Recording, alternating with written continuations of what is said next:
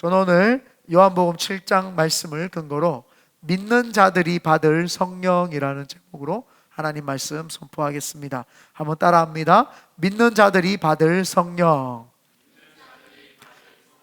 구약 시대는 성부 하나님이 주도적으로 일을 하시던 시대입니다. 그래서 구약 시대에는 성부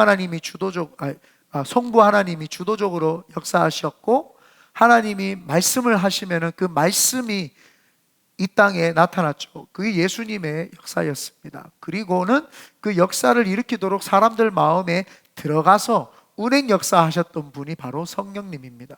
구약에는 주도적으로 성부 하나님이 역사를 하셨지만 모든 삼위일체 하나님이 다 거기에 함께 계셨습니다. 신약 시대 때는 예수님이 성부 하나님께서 역사하시고자 하셨던 그 구원의 계획을 성취하신 분이 바로 성자 예수 그리스도십니다.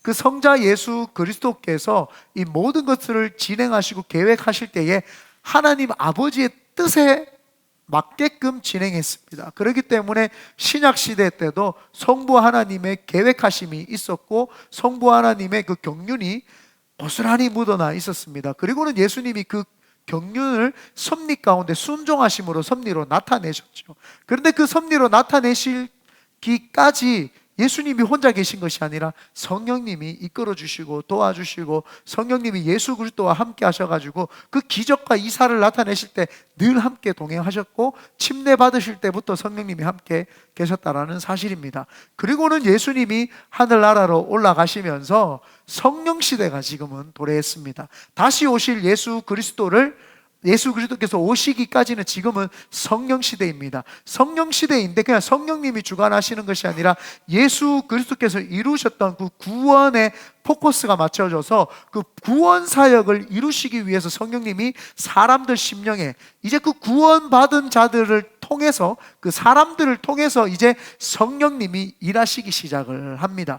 그러나 그 성령님은 사람들과 함께 일을 하시는데 예수 그리스도의 말씀, 그리고 다시 오실 메시아를 기다리면서 하나님의 때를 기다리는 거죠. 그러니까 성령 시대이지만 예수 그리스도의 구원하심과 하나님이 다시 오실 예수 그리스도를 보내주실 그것을 기다리는 하나님의 계획을 기다리는 시대이기 때문에 성령 시대라고 해서 성부 하나님, 성자 예수님이 안 계신 것이 아니라 주권적으로 성령님이 일하신다라는 것입니다.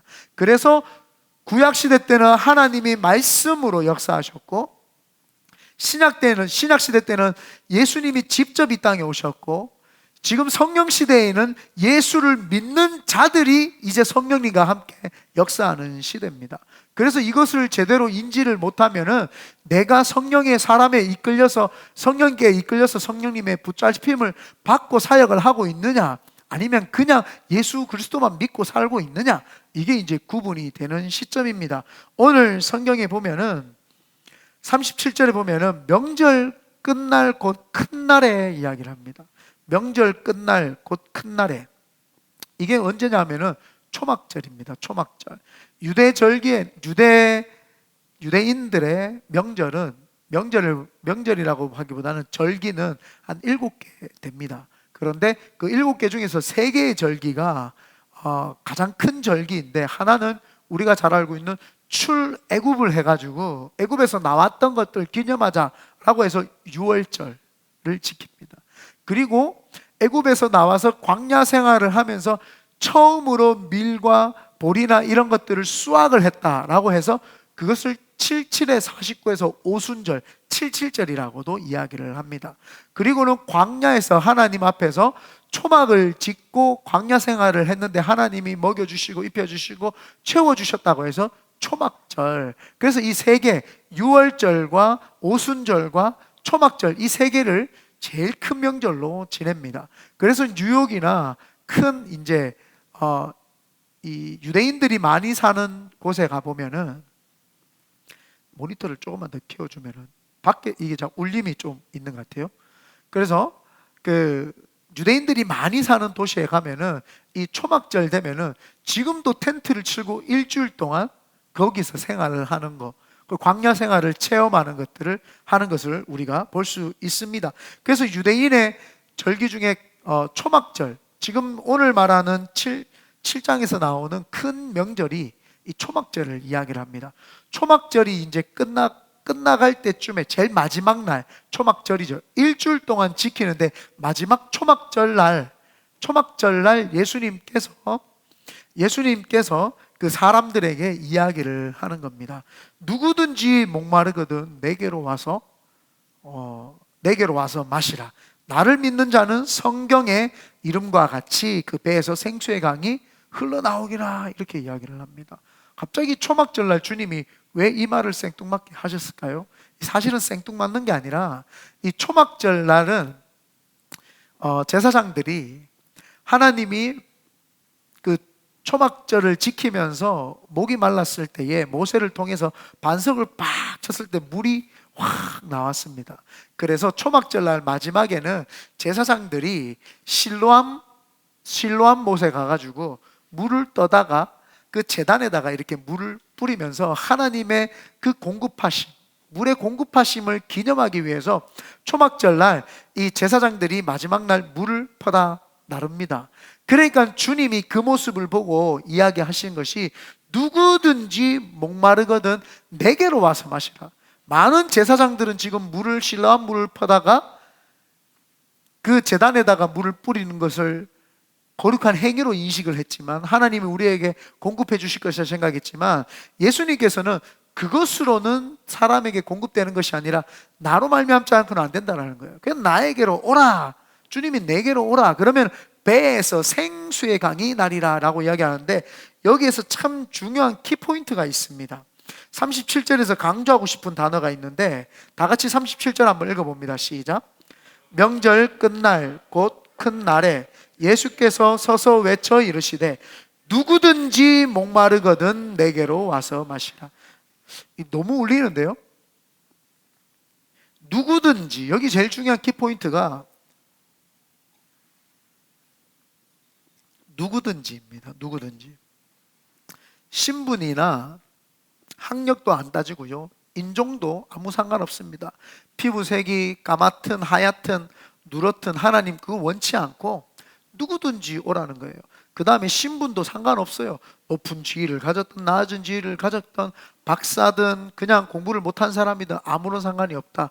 늙은 사람이든 어린 사람이든 여자든 남자든 누구든지 주님이 차별 없이 누구든지 오라고 지금 이야기를 하는 이 대목이 우리에게 늘 중요합니다. 누구든지라고 하는 그 말에는 이제는 그 누구에 속하는 사람은 이제 1대1로 주님과 대화를 하겠다라는 겁니다. 주님 입장에서는 누구든지이지만 그 누구든지에 속하는 우리, 빼도 박도 못하는 모든 사람들, 그 우리는 이제 주님과 1대1 관계가 되는 거죠. 누구든지, 보라가 나한테 오든지 주연이가 나한테 오든지 누구든지 나한테 오면 내가 생수가 흐르도록 해주겠다라는 겁니다. 그래서 우리가 주님 앞에 나오는 것은 희망이 있는 거죠. 내 같은 존재가 범죄자든지 착한 사람이든지 악한 사람이든지 선한 사람이든지 주님 그거 안 따지겠다라는 거예요. 내가 묻지도 따지지도 않고 모든 사람들을 다 내게로 와라. 그러면 내가 그 속에서 생수의 강이 흘러나게 하겠다, 이 말인 거죠. 우리가 신앙생활 할 때에 자꾸 이것을 잃어버리죠. 나 오늘도 죄 지었는데, 오늘도 하나님 앞에 어떻게 해야 되지? 봉사 조금 더 해야 되나? 여러분, 어떤 행위로 주님 앞에 나가는 것이 아니라 주님이 모든 것을 오픈해 주신 거예요.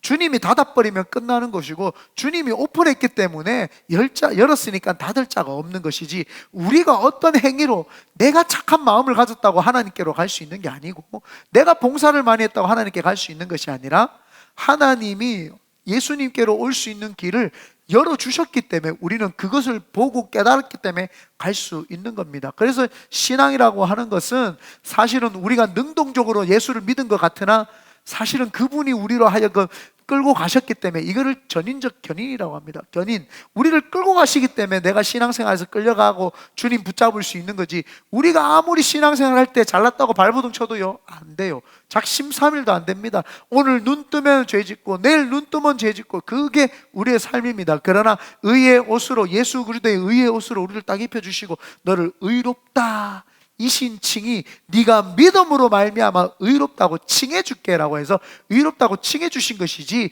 그래서 가려주신 것이지, 우리는 그 속에 선한 것이 하나도 없지요. 그래서 오늘 성경에서 주님이 누구든지 오라고 했어요. 언제요? 초막절날 마지막 날 그 물이 제단에 뿌려지는 그 목마름을 영적으로 해결하기 위해서 제단에다가 뿌렸던 물, 그것이 중요한 것이 아니라 예수 그리스도, 진리이신 예수 그리스도를 만나야지만이 모든 생수의 그 속에서 생수가 흘러나고 목에서 가라지 않는다라는 거예요. 또 이렇게 이야기하니까 진짜 주님이 물 주시는 줄 아는데 그 말이 아니라 우리가 육신이 필요한 것은 이 보이는 가시적인 물입니다. 우리가 이 생각적으로 가랄 때는 좋은 지식적인 것들을 배우고 좋은 것들을 집어넣으면 또 머릿속에 가람이 또 해소가 되죠. 독서를 한다든지 여가 생활을 한다든지. 영적인 가람은 오직 예수 그리스도의 말씀밖에 없는 줄 믿습니다. 그래서 그 말씀, 예수 그리스도를 들어와야지 영이 살아난다는 겁니다. 영이 안 살아나면은요, 사람이 아무리 말을 해도 깨달지를 못해요. 깨달았다고 할지라도 이게 삶으로 실천하는 것이 어렵습니다. 우리가 몰라서 신앙생활을 힘들게 하는 게 아니에요. 능력이 없어서 그런 거예요. 성령 하나님이 나를 붙잡아서 강력하게 이끌어 가시면 내가 신앙생활 하는 것이 힘들지 아니하고 행복하게 하는데, 우리가 몰라서 못하나요? 얼마나 이때까지 설교를 많이 들었습니까? 부흥회까지 하고 막 주장창 설교를 듣잖아요. 그런데 왜 삶이 능력이 안 나타나고 왜 변화가 안 될까요? 그거는 진짜 내 속에 계시는 성령 하나님이 나를 주장하는 것을 맡겨드리지 못했기 때문에 역사를 못하는 것이지, 우리가 몰라서 사실은 역사가 안 일어나는 것이 아닙니다. 그래서 오늘 말씀을 통해서 우리 속에서 생수의 강이 흘러넘치게 되시기를 예수님의 이름으로 축원드립니다. 첫 번째입니다. 예수님을 믿는 자에게 생수의 강, 즉 성령이 임합니다. 구약시대에도 성령님은 역사를 했습니다. 그런데 구약시대에 성령님이 역사했는 것은 하나님의 일을 하기 위해서 특정한 사람들에게 성령님이 특별한 능력을 주셨습니다. 권능, 능력을 주셨죠. 그들은 그것이 성령님인지 뭔지 잘 몰랐어요. 그냥 그들은 능력이 임하니까, 하나님으로부터 오는 그 능력이 임하니까 그 능력에 의해서 그냥 사역, 일을 하기 위해서 능력이 있었죠. 그래서 구약시대에는 하나님의 감화 감동이라고 이야기를 합니다. 감화 감동만이 있었지 성령님이 그 사람들 속에 내주하시고 충만하게 하시지는 않았다는 겁니다. 그래서 오늘 성경에도 38절에 보면은 우리 다 같이 한번 읽어보겠습니다. 38절 시작. 나를 믿는 자는 성경의 이름과 같이 39절입니다. 시작. 이는 그를 믿는 자들이 받을 성령을 가리켜 말씀하신 것이라. 예수님이 목마르지 않는 충만한 거는, 그거는 뭐냐? 오늘 성경에서 뭐라고 이야기를 하면은 그를 믿는 자들이 받을, 예수 그리스도를 믿는 자들이 받을 성령을 가리켜 말한 거예요. 그 배에서 생수의 강이 흘러나온다, 성령을 말하는 거예요. 구약시대에는 이렇게 생수가 흘러나오는 것은 경험하지 못했어요. 이봉 목사 말이 아니라 그 뒤에 이야기입니다. 다시 한번 읽어봅니다. 시작. 예수께서 아직 영광을 받지 아니하셨으므로 성령이 아직 그들에게 계시지 아니하시더라. 이전에도 이후에도 성령이 없었어요. 예수님이 승천하시고 오순절날 마가의 다락방 이전에는 성령이 계시지 않았다고 예수님이 직접 말했습니다. 그런데 많은 학자들이 이 부분은 딱 빼가지고 해석을 안 해요. 예수를 믿으면 성령이 임했다, 거기까지만 이야기를 합니다. 예수님이 임했으면 임했다, 그 끝. 예수님이 지금 뭐라고 했어요? 예수님이 지금 앞에 계시는데도 뭐라고 했어요? 나를 만나면은 니네들이 성령을 받을 것이다 이야기를 합니다. 네가 나를 믿고 나를 알게 되면 성령을 받게 될 것이다. 이거는 뭐예요? 미래형을 이야기를 하는 거예요. 지금 현재형을 이야기를 하는 게 아니에요. 내가 지금 성령이니까 나 만났지 생수의 강이 나리라 이렇게 말씀하신 것이 아니라, 주님이 나를 통해서 이제 다시 오시는 성령을 이야기를 하는 거죠. 그래서 여기서 이야기를 하는 게, 예수께서 아직 영광을 받지 아니하셨으므로, 이 영광이 뭐예요? 십자가의 영광, 부활의 영광이에요. 십자가 부활 사건 있기 이전에는 성령 하나님이 계시지 않았다라는 거예요, 사람들 속에. 그래서 예수께서 아직 영광을 받지 아니하셨으므로 성령이 아직 그들에게 계시지 아니하시더라. 성령이 안 계셨대요. 그러면 그들은 어떻게 신앙생활을 했냐는 거예요. 하나님의 전적인 주권적인 감화 감동이에요. 하나님이 믿을 사람 이스라엘 백성들을 선택을 하셨죠. 이스라엘 백성들을 선택을 한 거는 하나님의 주권이지, 그거를 우리는 어떻게 해서 그걸 어떻게 해석을 할 수가 없어요. 하나님이 블레셋을 택했으면요, 블레셋이 하나님의 은혜를 받은 거예요. 그냥 하나님의 감동이 그들에게 임한 거예요. 그래서 우리는 이 역사 가운데 그냥 쭉 흘러보면은, 하나님께서 인류를 구원하시기 위해서 예수 그리스도를 보내셔야 되는데, 예수 그리스도를 보내시기 위해서 이스라엘 백성들을 이렇게 택하셨구나 까지 우리는 사실은 믿고 아는 사실이지, 더 이상도 더 많은 해석을 한다, 그게 이단이에요. 성경은 우리의 궁금증을 풀어주는 책이 아니에요. 과학적으로 또 역사적으로 그런 이야기가 아니라, 과학적이고 역사적인 내용도 있지만 하나님이 이 성경을 우리에게 주신 것은 어떻게 니네들이 구원을 받게 됐는지에 대한 하나님의 이야기를 쭉 적어 놓은 거지, 인간의 측면에서 이거를 바라보고 해석을 하라고 주님 주신 것이 아니라, 내가 너희들을 사랑해서 이렇게 너희들에게 구원의 길을 열어놨다라는 것을 이야기를 해준 거죠. 그래서 온전히 그것을 믿는 자는 전적인 구원을 받고, 그것을 안 믿는 자는 전적인 구원을 못 받게 되는 것이지, 내가 내 관점에서는 이렇게 접근하고 이렇게 하고 이렇게 해석하면 구원이 있고, 이렇게 해석하고 이렇게 해석하면 이건 좀 아닐 거야, 그게 잘못된 생각인 거죠. 하나님이 성경을 우리에게 열어서 주시지 않으면은, 계시해 주시지 않으면은 우리는 이걸 알 길이 없는 거예요. 그래서 계시라고 하는 말은 감추인 것을 밝히 드러내 보였다. 하나님이 감춰져 있는 스스로를 우리에게 보여주신 거예요. 그렇기 때문에 우리는 그 보여주신 것을 온전히 믿는 거지, 내가 믿고 싶은 건 믿고 안 믿고 싶은 건 안 믿다, 그럴 수 없다는 거예요. 그게 바로 우리가 신앙생활을 할 때에 놓치면 안 되는 부분입니다. 그래서 하나님께서 생수의 강은 예수 그리스도로 말미암아 성령이, 예수를 믿는 자에게 생수의 강, 즉 성령이 임합니다. 그래서 어떻게 그 성령이 임하느냐, 구약에서는 아까 말했지만 감화 감동인데, 신약 시대 때는 성령이 임하는 게 다른 거예요. 왜냐하면은 구약 시대 때는, 신약 시대 때는 예수 그리스도의 보혈의 피가 없었어요. 부활과 죽으심이 없었어요. 그래서 우리는 지금 성령님을 받아들이고 모셔드린다라고 하는 것은, 이제는, 그전에는 그냥 성령님의 감동이 있었지만 지금 우리는 예수 그리스도의 십자가를 통과하고 부활하심을 통과하면서 그것을 통해서 성령님을 받기 때문에 구약의 성령 받는 거하고는 관점 자체가 다른 겁니다. 예수 그리스도의 십자가와 부활이 우리에게 주는 메시지가 뭐예요? 너도 이제 예수 그리스도와 함께 죽고 너도 예수 그리스도와 함께 부활해서 새 사람이 되어라는 거죠.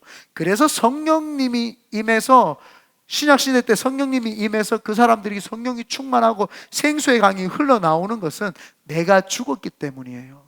나는 죽고 나는 예수 그리스도와 함께 부활하니까 내 속에 예수께서 살아 계시니까 내가 생수의 강이 흘러나오는 겁니다. 내 속에 아직도 내가 살아있는데 어떻게 생수의 강이 흘러나오겠습니까? 그래서 예수님을 믿는 자에게 생수의 강, 성령님이 임합니다. 그래서 성령님이 임했다라고 하는 것은 현상적으로 말을 하는 것이 아니라, 내가 성령이 충만하고 내가 성령으로 하여금 성령 충만 받았고 성령 세례 받았다라는 걸 알 수 있는 것은, 내가 예수 그리스도와 함께 죽었다가 부활한 것이 믿어지고 깨달아지고, 그것이 감격이 되는 경험이 있냐라는 거예요. 그것이 날마다 내 경험이 있냐라는 거예요. 그것이 있을 때에 조금 식어지면 첫사랑 회복, 다시 회복, 부흥이라는 걸 하죠. 내가 예수 그리스도와 함께 죽었다가 부활한 걸 경험을 해본 적이 없는데 무슨 첫사랑을 회복을 해요? 그럼 무슨 사랑이에요, 그거? 내가 주님과 함께 죽었다가 부활한 경험이 없어요. 그런데 무슨 첫사랑이 있냐는 거예요. 없습니다. 그래서 생각을 해야 되는 것이, 내가 예수 그리스도와 함께 죽음을 경험을 하고 다시 부활하는 거, 그 경험하고 체험하는 거 지식으로 믿고 감정으로 느끼는 그런 경험이 아니에요. 온전히 내가 하나님 앞에서 통해 자복하면서, 내 속에 더러운 것들을 다 토해내고 성령님이 지금 나와 함께 계시는구나를 경험하게 됩니다. 그래서 경험 안 해본 사람들은 저게 무슨 말인가 할 수도 있어요. 그러니까 맨날 그 학자들이나 목사들도 설교할 때 자기가 못 경험을 했으니까 경험한 사람들을 그걸 표현을 못 해주는 거예요. 저 같은 경우에는 저는 제가 경험을 했으니까 저는 표현을 할 수 있는 거예요. 하나님을 딱 만나는 순간 머리끝부터 발끝까지 이게 뭔가가 내가 인생이 잘못되었다는 게 알게 되면서 360도로 확 바뀌면서 새로 딱 태어난다는 게 경험되어집니다. 경험한 사람이 있는데 경험을 안 했다고 그거 아니야 라고 할 수 없어요. 경험했는 사람들이 있으면 저 경험, 그럼 나도 경험해봤으면 그 마음 가지면 됩니다. 나도 경험해봐야 되겠네? 그럼 뭐 문제 안 되잖아요. 그죠? 예수님께서도 처음으로 인간을 경험해 보신 거 아십니까? 우리도 성령 체험을 하고 우리도 예수 그리스도와 연합하는 것을 경험 처음 해봤지만 예수님도 처음 해보신 거예요. 예수님도 하나님이신데 그 하나님이 성육신 인카네이션 인간으로 오신 거예요. 그러니까 그분도 그걸 인간을 처음으로 체험해 보신 거예요. 그러면은 하나님이신 분이 인간을 처음으로 체험을 죄송합니다. 갑자기 더워지네요. 하나님이신 분이 인간을 처음 체험하셨다는 것은 인간에게 하나님을 처음으로 체험시켜 주시겠다는 거예요. 왜 아멘이 없노? 그래서 우리가 그걸 믿는 거예요. 그래서 성령을 받으라 주님이 자꾸 하는 말이 뭐냐면은 내가 죽어서 부활 승천하면은 이 땅에 내가 없지 않냐. 내가 없으니까 나를 만난 사람은 나를 체험을 했지만 하나님을 체험을 했지만 내가 없으면은 나를 체험할 수 있는 근거와 명분도 없고 아무것도 없지 않냐. 그러기 때문에 성령을 보내줄 테니까 니네들도 체험을 하라는 거예요. 그래서 그분을 체험하는 거 그게 성령 체험입니다. 성령이요. 그런데 학자들은 예수 그리스도를 믿기만 믿으면 성령을 성령이 임하고 그렇게 이야기를 해요. 그거는 당연한 거예요. 그걸 내주하심이라는 거예요. 구약 시대에는 성령의 감화 감동, 신약 시대에는 예수 그리스도를 만났기 때문에 예수를 주라 시인하는 자들은 성령님이 아니고는 할 수 없으니까 성령의 내주하심. 성령의 내주하심은 아니라 성령님을 깊이 체험하고 충만하게 풀 가스펠 충만하게 경험하는 게 성령 체험하는 거예요. 그래서 성령 체험은 하게 되면은 인생이 바뀝니다. 내 생각도 다 바뀌고 내 감정도 다 바뀌고 내가 살아가고 있는 라이프 스타일도 다 바뀌게 되어 있습니다. 다 바뀌게 되어 있는데 그것만으로 충분한 거예요. 많은 크리스천들이 돈의 위력을 잘 압니다. 아이들도요 돈의 위력을 너무너무 잘 알아요. 마트 한번 데려가 보십시오. 마트 데려가가지고 이거 사줄까 저거 사줄까 그러면은 아빠 나 돈 없는데 이렇게 아빠가 돈 있어. 돈의 위력을 알아요. 우리가 신앙생활 하면서 학교 가가지고 아이들이 힘들어요. 그 아이들이 아빠 내 속에 성령 없는데 말하는 사람 단 한 명도 없습니다. 직장 생활을 하면서 많은 성도들이 어려움에 부딪히면은 내가 스펙이 모자라서 그런가, 내가 기술이 모자라서 그런가 그렇게 생각을 해요. 성령 하나님으로 충만하면은 그 모든 것들을 진짜 뛰어넘는데 경험을 못 해보니까 그걸 진짜 모르는 거예요. 그냥 아는 사람은 답답한 거예요. 나는 그걸 경험을 해보니까 답답한 거예요. 왜 모르지? 이걸 모르지? 자꾸 답답한 거예요. 그래서 예수 믿는 사람들이 성령을 충만하게 받게 되면은 직장 생활하다가 문제가 딱 부딪히면 성령님, 제가 이게 대해서 어떻게 해결하기를 원하십니까? 성령님, 깨닫게 해주십시오. 그러면 성령님이 가르쳐 주세요. 학교 생활을 하든 직장 생활을 하든 가정 생활을 어떤 생활을 하든 성령님께 물으면 성령님이 다 가르쳐 준다니까요. 그래서 그 성령 충만을 경험한 사람, 그런데 또 그렇지 아니하고 세상에 빠져가지고 세상으로 조금 살다 보면은 성령 하나님과의 교감이 또 끊어집니다. 그러면은 다시 부흥회도 하고 기도회를 가서 성령 하나님과 그때 처음 만났던 그 첫사랑을 그분에게 다시 회복하는 것, 이게 첫사랑입니다. 그래서 내가 가지고 있던 죄를 회개하는 정도가 아니라 내가 성령님을 통하여 예수 그리스도와 함께 죽고 그리스도와 함께 부활하는 경험을 통해서 완전히 거듭나는 거죠. 그래서 오늘 성경에서도 주님이 하시는 말씀이 그거예요. 나를 믿는 자는 성경의 이름과 같이, 성경에서 말했다라는 거예요. 성경의 이름과 같이 배에서 생수의 강이 흘러나리라. 이는 그를 믿는 자들이 받을 성령을 가리켜 말씀하신 것이라. 이거 지금 누가 썼어요? 사도 요한이 쓴 거예요. 그죠? 사도 요한이 이걸 쭉 봤을 때에 이 사람이 예수 그리스도는 구약에서 모든 하셨던 말씀을 그대로 이루시고, 그리고 예수님이 말했던 거는 이제 앞으로의 그대로 이루어질 것을 다 알고 있었던 거예요. 그러면서 이 사람이 그걸 쓴 거예요. 구약에서 에스겔서나 스가랴서나 이사야서에서 말했던 그 성령의 생수의 폭풍수같이 흘러나오는 그거를 기록했던 것들이 예수님이 직접 말씀하셨고, 그 예수님이 직접 말했던 것들이 사도행전 1장 오순절날 마가의 다락방에서 임했고, 그것이 계속 앞으로 이루어져서 요한계시로 마지막 때 주님이 다시 오실 때까지 그 생수의 강은 끝까지 흘러가는 거예요. 여기 뭐라고 했어요? 생수의 강이 흘러난다 그랬어요. 그래서 두 번째는 생수의 강, 즉 성령은 흘러가야 정상입니다. 생수의 강이 단회적으로 오순절날 딱 끝났어? 그럼 성령님 아니죠. 잠깐 느낌이죠. 특별하게 그 사람들에게 줬으니까 구약시대의 가마 감동이죠. 성령이 임했던 게 아니었죠. 그냥 가마 감동만 준 거죠. 그런 것이 아니라 그때로부터 시작을 해가지고 예수님이 말씀하셨던 게 뭐예요? 아직 성령이 그들에게 안 임했다는 거예요. 앞으로는 임하겠다는 거예요. 아직 그들에게 안 임했지만 쭉 이제 임하는 거예요. 언제까지요? 주님 다시 오실 때까지. 그래서 성령은 흘러가는 거예요.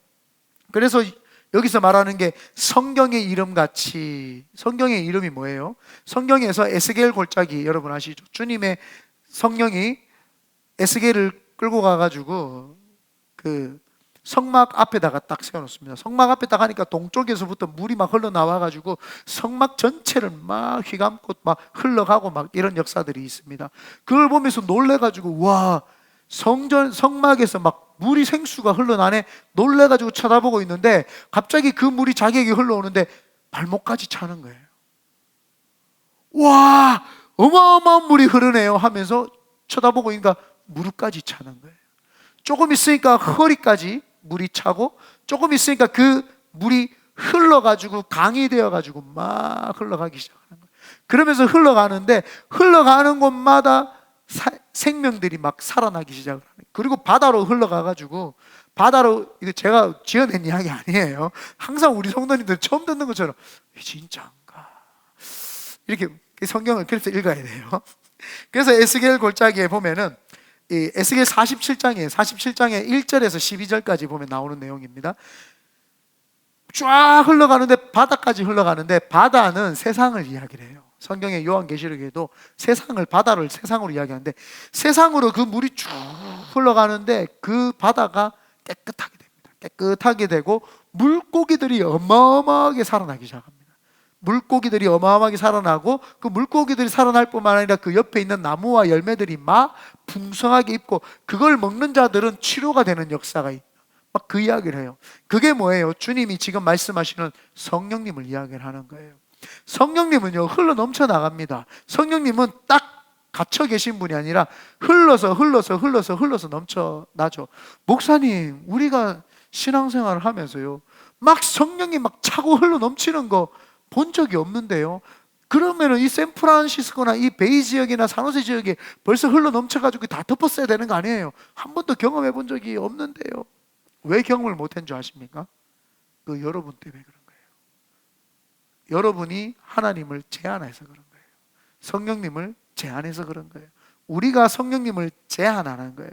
성령님을 자꾸 제한을 하니까 성령님이 흘러서 넘쳐나지를 못하는 거예요. 성령님은 인격적이시기 때문에 사람과 함께 일을 하는데, 그 사람들이 성령님을 제어하는 거예요. 그러니까 성경에 보면은 오순절날 마가 다락방에 성령님이 임했을 때에 그 12 제자들이 예루살렘을 벗어나지를 않아요. 성령님을 제한하는 거죠. 예루살렘을 벗어나지 않고 계속 그 예루살렘에 있으니까 주님이 스데반의 순교를 통해서 그들 다 흩어버립니다. 흩어버리니까 성령 하나님이 초대교회 어마어마한 선교 역사를 막 만들어내면서 유럽까지도 복음을 증가하도록 만들었죠. 그래서 성령님은 흘러가야 됩니다. 흘러가지 않는다. 그 사람, 그래서 이렇게 보면 성령이 충만한가 안 충만한가 이렇게 보면은 자신 속에 있는 은혜를 흘려 보내느냐 안 보내느냐, 그것만 봐도 이 사람이 성령 충만한 사람이구나 안 한 사람이구나, 신령한 영분별이 없어도 다 볼 수 있는 거예요. 내 은혜가 흘러나가야 됩니다. 자꾸 흘러가가지고 강이 되고 바다가 되고 깨끗하게 하고 만들어야 되죠. 그래서 성령이 너희에게 임하시면 너희가 권능을 받고 온 유대와 예루살렘과 예루살렘과 온 유대와 사마리아와 땅끝까지 이르러 내 증인이 되리라. 자꾸 흘러가야 되는 거예요. 성령님은요, 무한대의 영이세요. 그분은 능력이 아주 충만하십니다. 그런데 인간이 자꾸 그분을 막는 거예요. 그분이 흘러서 강이 되어가지고 바다로 가야 되는데 우리가 말뚝이 돼가지고 뚝이 돼가지고 주님이 못 가도록 막아버리는 거예요. 주님, 저는 이거 못 하겠는데요. 주님, 저는 이거 안 되겠는데요. 주님, 이거는 아닌데요. 이거는 아닌데요. 이건 아닌데요. 아닌데 하니까 주님이 흘러가지를 못하는 거예요. 직장에서는 그래도 좀 창피하니까 예수 안 믿는다고 좀 가르쳐요. 공부할 때만 좀 컨닝할게요. 막 이런 식으로 해가지고 전부 다 성령님을 다 차단해버리는 거예요. 성령님을 차단을 하니까 성령님이 못 흘러가는 거예요. 흘러가지를 못하니까 성령의 역사가 없는 거죠. 제가 포항에 사역하러 갔을 때 이야기입니다. 포항에 사역을 하러 갔을 때 이제 임원 청년부를 원래 맡아서 하지 않았어요. 제가 성령의 사람이다 이렇게 말하는 건 좀 그렇고, 제가 강남 교회에서 거기 이제 최자실 목사님, 조영기 목사님의 처남되는 김성강 목사님 교회에 강남 교회에 사역을 하러 갔어요. 그것도 많은 경쟁률을 뚫고 제가 이제 들어갔어요. 거기에서 학벌이 제일 낮은 사람은 저였어요. 근데 목사님이 저를 집어보고 예서 이래가지고 저 된 거예요. 다 대학원 잘 나오고 다 일반 대학 좋은 데 다 나오고 했는데 저만 야간대 나와갔는데 그 목사님이 쭉 보더니 얘는 뭐야? 예서 그래가 쓴 거예요. 그 저도 몰랐는데 실장님이 이야기해 주더라고요. 저한테 실장님이 조심스럽게 이야기했어요. 김진영 실장이었는데 이 전도사님 혹시 목사님하고 아는 지인이냐고. 좀 모르는데요. 근데 목사님이 갑자기 보더니 얘는 뭐야? 이러더니 예서 이래가지고 된 거래요. 그러시냐고. 아시는 거 아니냐고. 되게 조심스럽게 이야기를 하더라고. 모른다고. 대구 촌놈이고 대구에 처음 왔고 서울 와보고 싶어 왔다고 했더니 막 웃더라고요. 그래가지고 강남 사역을 하는데 이제 강남교에서 막 사역을 하는데 이제 학교 이제 대학원 졸업 때가 됐어요. 졸업 때가 딱 돼가지고 그래도 대학원 졸업을 하니까 MDB 졸업을 하니까 이제 좀 있으면 MDB 졸업하고 2년 있으면은 목사 안수 받으니까 그때가 30살이었어요 제가. 그러니까 하나님 앞에서 거룩한 마음으로 그래도 졸업식 하기 전에 3일 금식 기도라도 해야 되겠다. 내가 3일 금식 기도를 탁 하는데 하나님이 니는 일하러 왔나 영혼 살리러 왔나 조금 묻는 거예요. 강남교회 사역이 너무 좋았거든요. 저한테는 저같이 딱딱딱딱딱 끊어지면 얼마나 좋아요. 아침에 일어나서 새벽 기도하고 딱 직장에 거기 강남교회 가가지고 딱 정시되면 다시 반대면 칼퇴근이거든요. 칼퇴근 딱 해가 집에 가고 주일도 없어요. 2시 딱 되면 칼퇴근해요. 주일도 딱. 그러니까 너무 좋더라고요. 내 생활하기 좋고 내 이게 공부하기 좋고 너무 좋더라고요. 설교 준비하기 좋고. 그래가지고 막 그렇게 했는데 하나님이 네 거기서 뭐하노? 내가 네 부른 게 영혼 구원하라고 불렀지. 네 사무실에서 앉아가지고 사무일보라고 네 불렀냐 이러는 거예요. 3일 금식기도 하는데 지금 졸업 띵 하더라고요. 이게 뭐지? 하나님, 그러면 제가 어떻게 하기를 원합니까? 네가 교회 학교 그때 당시만 해도 청년부를 한 번만 두 번 해봤지 전문적으로 하진 않았는데 교회 학교는 계속 했었어요. 그러니까 교회 학교 전문 사역자니까 저 교회 학교 전문 사역자 뽑는데 가서 사역을 해라는 거예요. 그래가지고 제가 아멘 하고 누가 그런 이야기를 할 사람이 있을까 하고 졸업식 날 사은회를 갔어요. 그냥 사은회 때 있죠. 졸업 사은회 있잖아요. 교수님들 모시고 식사 대접하고 막 이렇게 거기 가가지고 뚝 앉아가지고 금식기도 했으니까 이제 죽만 먹고 있는데 갑자기 포항에 계시는 안디옥 교회 우리 배진기 목사님께서 그때 학장님이셨거든요. 나오더니 우리 교회에 교회학교 전문 사역자를 뽑는데 오실 분 오세요. 충격을 받은 거예요.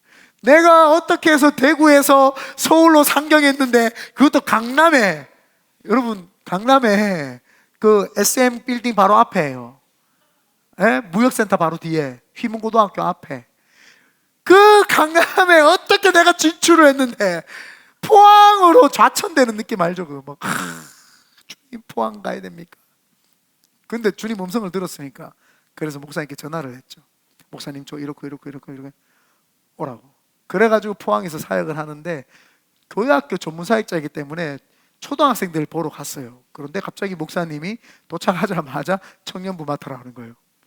그래서 청년부를 맡았는데 청년부 회장, 부회장, 총무가 왔어요. 그 부회장이 사모예요. 네. 회장이 저보다 2살 많은 윤성학 형제고, 사모고, 하나가 이제 소영자매라고 3명이 이제 왔어요. 와가지고 이제 청년부 모였는데 뭐 11명 모였더라고요. 아이고, 이걸 또 어떻게 부흥시켜야 되나 머릿속에 하고 있는데, 이제 임원하고 목사님 모이죠. 거기 갔죠. 거짓말 안 하고요. 방이 요거 반틈만 합니다. 반틈만한 방에 나를 집어넣더라고요. 넣더니 회장이 나보다 2살 많아. 그러니까 나를 얼마나 우습게 봤겠어요. 30살인데 내가 누군지 모르고, 눈에서 내에서 나가는지 모르고 탁자를 팍 치더니, 전산에 사역자들이 1년에 한 번씩 바뀌고 우리도 부흥 좀 합시다 하면서 막 저한테 목소리를 지르는 거예요. 내가 누군지도 모르고. 물론 그때는 좀 핸섬했죠. 67kg에 날씬한 몸매를 가졌죠. 네. 그래가지고 내가 한참 듣다가 성령님이 갑자기 저한테 그 입을 대언하시는데, 니 때문에 그랬다고 이야기하라는 거예요. 그래서 내가 쭉 듣다가 내 이야기 좀 할게요. 시키는 대로만 하면 부흥합니다. 하나님이 봐라, 당신 때문에 부흥을 못 시킨단다. 당신이 이렇게 목회자들한테 순종도 안 하고 네 고집 부리고 다 하니까 교회가 부흥이 돼야 되는데 당신 때문에 지금 부흥 못하는 거 아니냐고. 내한테 시키는 대로 말 순종하겠냐. 그러니까 엉겨 쳐다보더라고요. 3명한테 이야기를 했죠. 내가 시키는 대로 말 들을 거냐 안 들을 거냐. 시키는 대로 순종하면 반드시 부흥이 일어난다. 당신 때문에 부흥 안 일어났으니까 시키는 대로 하겠냐. 하겠대. 그때부터 막 저녁에 막 3시간씩 기도를 시켜버렸죠. 3시간씩 기도시키고 막 첫 수련회를 했는데 막 안 나오던 사람들이 다 나와가지고 30명이 된 거예요. 첫 수련회 2주 만에. 놀라지도 않네. 2주 만에 30명이 된 거예요.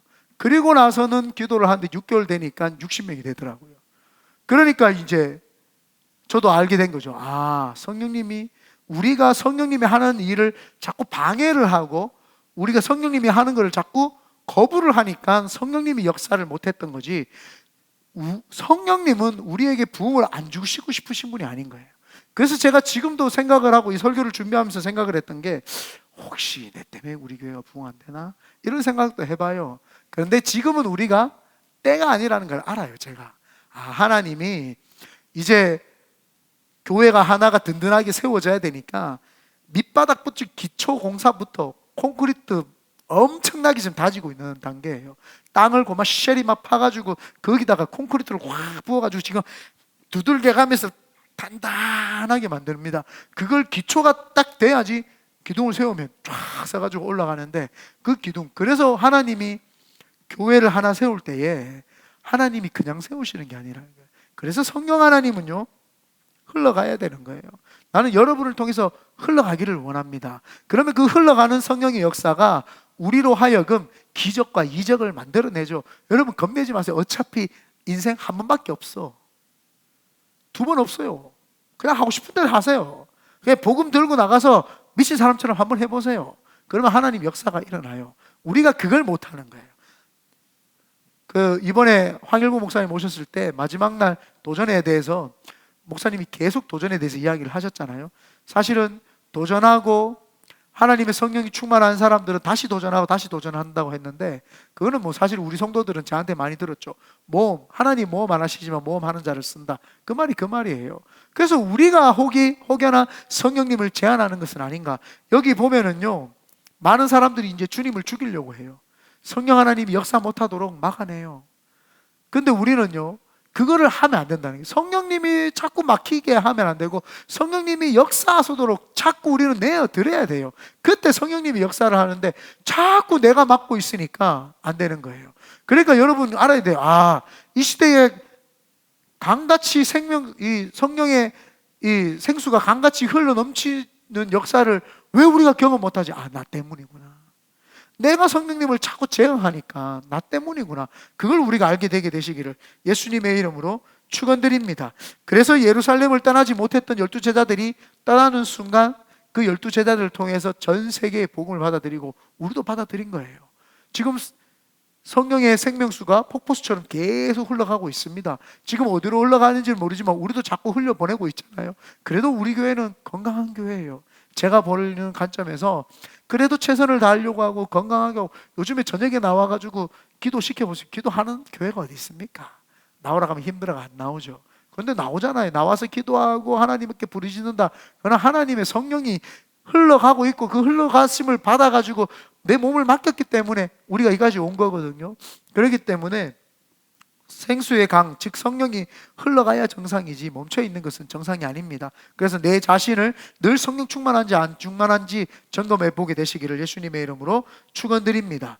세 번째입니다. 이게 신기하게도요, 뭐 끼워 맞추고 짜 맞추려고 하는 건 아닌데, 성령의 이야기를 들으면요 항상 호불호가 갈려요. 신기하죠?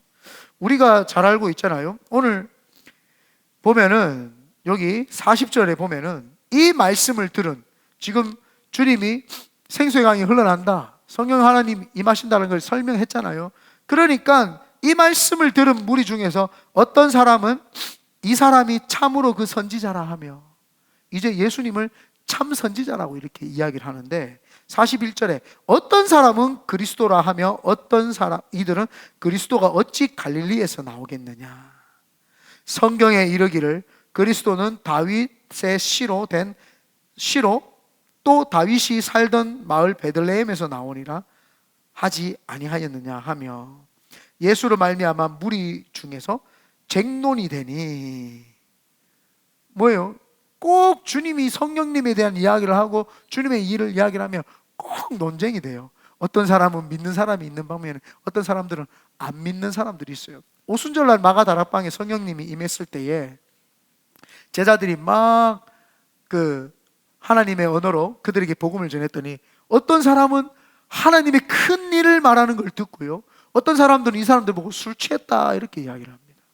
성령 충만은 늘 신기하게 호불호가 갈려요. 왜 그럴까? 이게 왜 그럴까?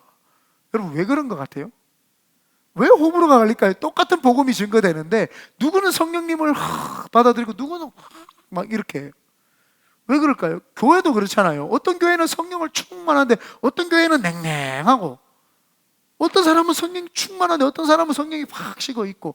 왜 그럴까요 말이에요? 왜 호불호가 갈리죠? 다 한꺼번에 똑같은 걸 깨달으면 좋지 않을까요? 그래서 이거를 찾아보고 또 찾아보고 보다가 보니까, 이 사람들이 말했던 내용들을 보니까 좀 힌트를 얻었어요. 이게 답이 될 수는 없겠지만 힌트를 얻었다라는 것은 답이 될 수는 없지만 답일 수도 있다라는 거예요. 한번 보면은, 여기 보면은 41절에 어떤 사람은 그리스도라 하며 메시아라고 이야기를 했어요. 어떤 이들은 그리스도가 어찌 갈릴리에서 나오겠냐. 갈릴리가 뭐예요? 지금 출신을 이야기를 하는 거예요. 왜 이 사람들이 성령 하나님을 받아들이고 예수 그리스도를 받아들이는데 호불호가 갈리느냐 하면은, 나는 이분이 하나님인 것 같다, 아닌 것 같다? 선입견 때문인 거예요. 선입견 때문인 거예요. 우리는 은혜가 되면 그냥 은혜를 받아들이면 되는데 출신을 보는 거예요. 이 사람 나사렛 출신이야. 야, 나사렛에서 무슨 선한 게 나올까 봐. 야, 나사렛인데 뭘, 그 산골 시골 동네인데 무슨 거기에서 나와.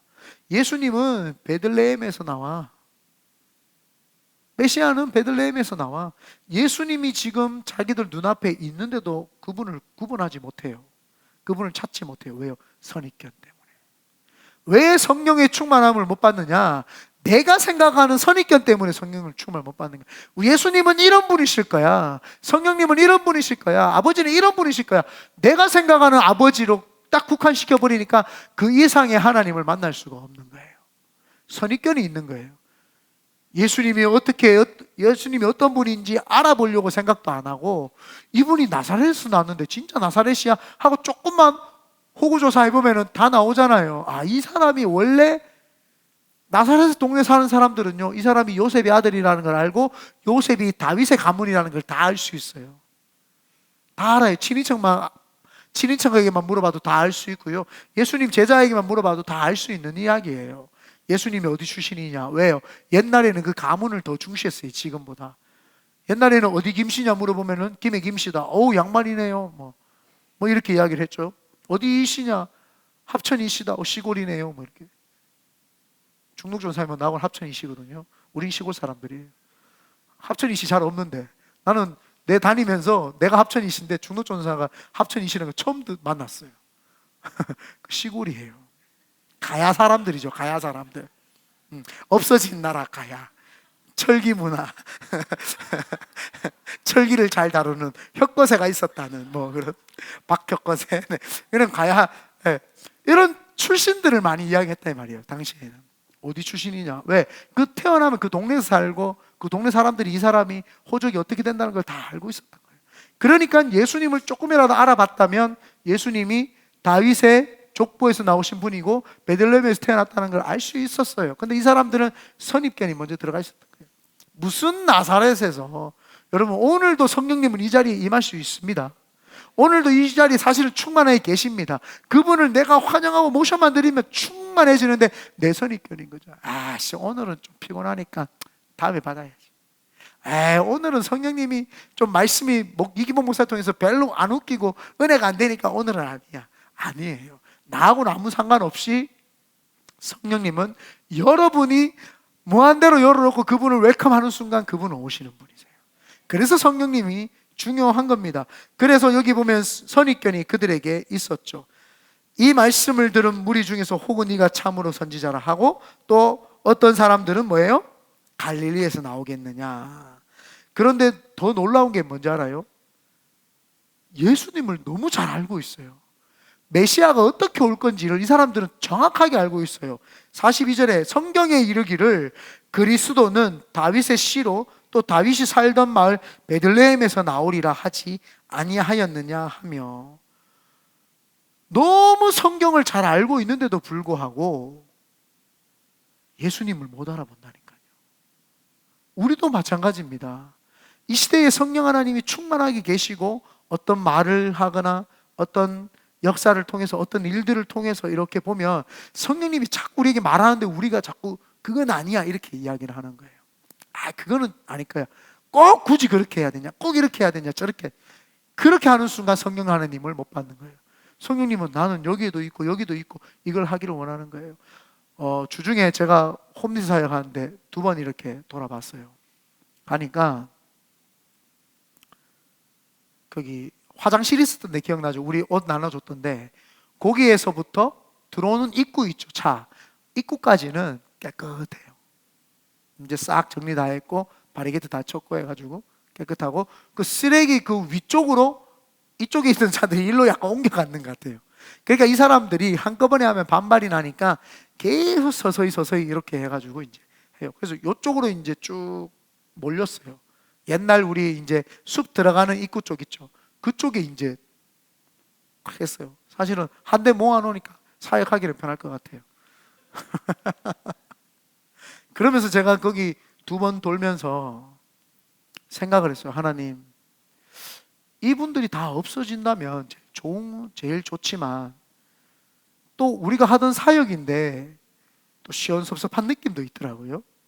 왜냐하면 그 사람들이 어디 갔는지 우리는 모르니까 그래도 잘 됐나 못 됐나 어떻게 됐나 궁금하잖아요. 그러기도 한데 싹 없어지면 좋지만 또 다른 데 가서 또 홈리스 하고 있는 건 아닌가 막 그런 생각이 드니까 좀 이게 시원하기도 하고 섭섭하기도 하고 그렇더라고요. 그러면서 또 한편으로는 하나님, 만약에 이 홈리스들이 다 없어지면 우리 교회는 어떤 사역을 다시 해야 됩니까? 성령님 말씀해 주시면 저는 순종하겠습니다. 이렇게 이야기를 했어요. 성령 하나님이 우리 교회에다가 홈리스 사역을 하라고 명확하게 우리에게 보여주셨고 이야기를 해주셨어요. 그래서 제가 하는 거지. 저도 홈리스 사역을 해본 적 없잖아요. 한 번도 안 해봤어요. 그런데 하나님이 그거를 우리에게 테스트를 하는 거예요. 사람들은요, 그 테스트를 못 넘으니까 그 윗단계를 못 가요. 하나님이 제일 낮고 낮은 곳에 왔으면, 우리가 교회가 탄생했다라고 하면은 예수님하고 똑같이만 사역하면 돼요. 예수님이 계속 낮고 낮은 자들하고만 있지는 않았어요. 그죠? 예수님이 낮고 낮은 곳에서 왔으니까 우리도 일부러 낮고 낮은 곳에 해봐야 되는 거예요. 낮고 낮은 걸 해보고 쭉 해보는 거예요. 그리고 나서는 예수님이 사복음서 낮고 낮은 자들 다 치료해 주면서 눈먼 자가 다시 보게 되고 갇힌 자가 열리게 되고 묶인 자들이 풀리게 되는 그 역사들을 우리가 해봐야 되는 거예요. 그걸 하고 나면은 사복음서가 지나가고 그다음에는 사도행전이 시작이 됩니다. 이제 사도행전부터는 뭐가 나와요? 선교의 역사들이 막 나오기 시작을 하죠. 그러면은 우리도 선교를 해보는 거예요. 선교도 해보고 그 다음에 선교사를 파송을 했죠. 우리 교회도 이제는요 해야 될 일이 그냥 선교지에 도와주는 게 아니라 나중에는 우리 교회가 선교사를 여기서 나오면 파송까지 해주는 일도 해야 되는 거예요. 그래서 제가 그걸 보면서 홈리사역을 보면서 많은 것들을 더 유출을 하면서 생각을 했어요. 우리 사역이 이게 끝이랑 다는 아니고 하나님이 점점 확장시키시는구나.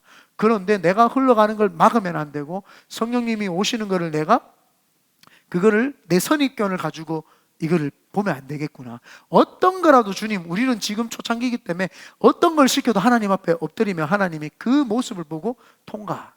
이 교회는 내가 영혼을 보내줘도 되겠다. 이 교회는 내가 하나님의 일을 맡겨도 되겠다. 이게 되는 거거든요. 그러니까 사실은 저도 피곤하고 싫을 수 있어요. 왜 굳이 이런 사역을 해야 되나? 하나님, 그러면 주님이 나한테 이렇게 말하는 것 같아요. 내가 왜 니를 굳이 구했을까? 내가 왜 굳이 니를 구원했을까? 이해되죠? 네. 근데 그런 생각이 들더라고요. 주님이 나한테 만약에 내가 니를 왜 구했을까? 그럼 할 말이 없더라고요. 니는 자꾸 홈리스 가는 거 힘들어하며 나는 니를 왜 구해야 됐을까?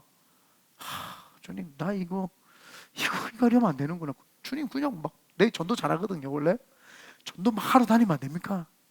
내가 지금 니한테 원하는 그게 아니라는 거예요.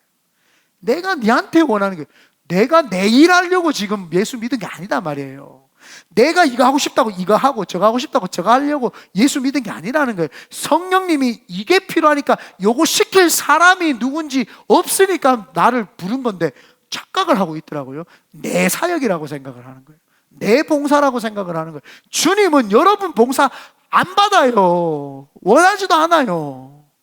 주님이 뭐 당신들한테 봉사시키려고 예수 믿게 한 게 아니라 주님이 시키고자 하는 곳에, 내가 눈이 가 있는 곳에, 내 생각이 가 있는 곳에, 내 발길이 가 있는 곳에, 내 손길이 있는 곳에 누가 갈래? 주여 나를 보내소서. 주여 나를 보내소서. 그 사람을 하나님 원하는 거죠. 그러니까 한국에 있거나 미국에 있는 많은 사람들이 지쪽으로 빠져들고 설교를 그렇게 하니까 아무도 순종 안 하니까 주님이 교회를 여기서 세워서 부흥을 안 시키는 거예요. 내같이 무식하고 야간 대학 나온 사람은 그냥 들어다가 쓰는 이유가 말만 하면 순종을 하니까요. 여러분 어떤 순종을 하실래요? 주님이 어떤 걸 시켜도 순종을 하기를 바랍니다. 하나님이 시키기에 편해야 되는데 불편해. 야는 시키면 막 인상 쓰고 막 야는 뭐 좀 부탁만 하려고 하면은 막 주님도 부담스러워. 그러면 안 돼요. 주님이 부담이 안 돼야 되죠. 주님이 나를 쓰고 싶은데 목사님 하나님 뭐 할까요? 아프리카 갈래? 예. 뭐 보내주면 가죠. 뭐 가면 되잖아요. 미국 올래? 예. 하나님이 저를 계속 중국과 필리핀에만 보냈나요? 미국도 보냈잖아요. 그러면 다음에는 유럽도 보내줄 줄 알아요? 다음에 하나님 또 아프리카 보내줄 줄도 알아요. 뭐가 겁이 나요? 하나님이 중국 가라 하면 중국 가 있으면 중국에서 행복하고, 필리핀 가라 하면 필리핀에서 행복하고, 미국 가라 하면 미국에서 행복하고, 다 행복한 거지. 미국에만 살면 행복하고 중국 가만 불행해요? 하나님 없어서 그래요. 하나님 그 속에 없어서 그렇다니까요. 두려운 거예요. 내가 우리 부교자들한테 이야기를 했어요. 내가 니네들 저 페어필드 가가지고 집 거기 얻어가 살아가면 살겠어? 다 도망갈걸요. 이게 세례간생 가겠어요? 아멘. 할렐루야. 그럼 이제 중년촌에 바꾸도록 합니다. 못 가요. 사실은 가라 하면 두려워가 못 가요. 떨면서 나는 갔잖아요. 그래서 하나님이 지금 여러분 앞에 내가 담임 목사예요. 여기서 나보다 더 많이 간 사람이 그 사람이 담임 목사예요. 사실은 하나님 앞에서. 그래서 데살로니가에 보면은 이런 성경 말씀이 있습니다. 내 직분을 충성되이 여겨. 주님이 내 모습에 충성되이 여겨 직분을 나한테 주셨다, 이렇게 이야기를 합니다. 내 모습을 보고 내가 언제 충성한 적이 있어요, 여러분? 하나님이 여러분들에게 직분을 주실 때 여러분이 한번 생각해보면 언제 충성을 한 적이 있을 거예요. 그래서 그 충성된 걸 보고 주님이 직분을 주시는 거예요. 여러분이 충성된 걸 보고 하나님이 여러분에게 기가 막힌 놀라운 물질이든 하나님이 기가 막힌 영권이든 주시는 거예요. 내가 하나님 앞에 충성 안 하고 성령 하나님이 이끌린 대로 안 사는데 성령님이 주실 이유가 없어요. 왜 줘야 돼요? 내 주님 사랑하니까. 그 사랑하는데 어떡하라는 거예요? 사랑하니까 주님하고 함께 동고동락을 해야 되는 거예요. 주님이 힘든 곳에도 데려가지만 영광스러운 곳에도 데려가고, 주님이 영광스러운 곳에도 데려가지면 또 어려운 곳에도 데려가고, 어려운 곳에 데려가면 재밌는 곳에도 데려가주고, 이런 거예요. 그러니까 인생 한번 사는 거 두렵지 마세요. 겁내지 마세요. 그건 뭐 걱정해요. 문제 그 시간 지나면 다 없어져요. 여러분 80대 보세요. 이때 동안 문제 다 해결돼 있을 거예요. 누구 그렇게 걱정해요? 주가 천국 가 있으면 언제 내가 그렇게 걱정이나 싶을 거예요. 뭐 그렇게 걱정하고 뭐 그렇게 이 땅에서 아동바동 살아가면서 막 그렇게 하려고 합니까? 그냥 능력 있게 사세요. 능력 있게. 내가 예수 그리스도 함께 한다. 뭐 다 밀어붙여서 그냥 하고 싶은 대로 해버리라니까요. 뭐가 그렇게 겁이 나가지고 그래요. 누가 여러분 때려 죽인답니까? 안 죽여요. 안 죽여요. 걱정하지 마세요. 오늘 주님이 이야기를 하는 게 그 말이에요. 생수의 강이 흘러난다. 언제 흘러나요? 성령 받았을 때. 성령 받았을 때 흘러난다. 성령 받았을 때 흘러나는데, 그렇게 성령 받았을 때 흘러나면은요 어떤 일이 있는 줄 아십니까? 제일 마지막 44절입니다. 여러분을요 누가 해하지도 잡지도 못해요. 다 읽어봅니다. 시작. 그 중에는 그를 잡고자 하는 자들도 있으나 손을 재는 자가 없었더라. 예수님이 그렇게 복음을 전하니까 예수님을 잡으려고 하는 자들이 있었어요. 그죠? 근데 손을 못 대요. 이 말이 뭐냐? 예수님이 그냥 십자가에 못 박혀서 수동적으로 돌아가신 것 같지만 능동적으로 계획하에 다 진행되기 때문에 아무리 누가 예수님을 잡으려고 해도 잡을 수가 없어요. 그거는 주님의 때, 하나님의 계획하심에 있기 때문에 지네들이 잡고 싶어도 못 잡아요. 주님의 사명은 십자가를 지는 거기 때문에 그거를 아무리 잡고 싶다고 해서 잡아지나 아니에요. 주님이 다 때가 되고 나니까 잡혀주신 거죠. 여러분의 사역도 마찬가지입니다. 여러분이 신앙생활 할 때 어떤 누구가 여러분을 해할 수 없다니까요. 여러분이 사명이 있다면, 여러분이 사명이 있고 계획이 있고 하나님이 이 땅에 보낸 이유와 목적대로 살아가면 어떤 것도 여러분들을 해하고 싶으나 해할 수 없어요. 그런데 사명 없으면 맨날 얻어터지는 거예요. 사명이 없고 계획이 없으니까 여기도 맞고 저기도 맞고 여기도 맞고 여기도 맞고 계속 맞는 거예요. 왜? 사명이 없으니까 잡고자 하는 게 이거 맞고자 하는 거, 두드러 맞고자 하고 계속 맞는 거예요. 그렇기 때문에 여러분 사명 다하고 계획이 있으면 절대 안 맞으니까 걱정하지 말라는 거예요. 그게 오늘 주님이 우리에게 말씀하시는 이야기입니다. 결론을 맺겠습니다. 믿는 자들이 받을 성령, 그분이 오시면은 생수의 강이, 예수 그리스도를 믿는 순간 생수의 강이 우리 속에서 흘러올 수 있도록 허락하시고, 그 생수의 강은 흘러가야 정상이고, 흘러가던 그 생수는 호불호가 갈리지만 전적으로 주님을 신뢰하는 사람들에게는 다 호가 될 줄 믿습니다.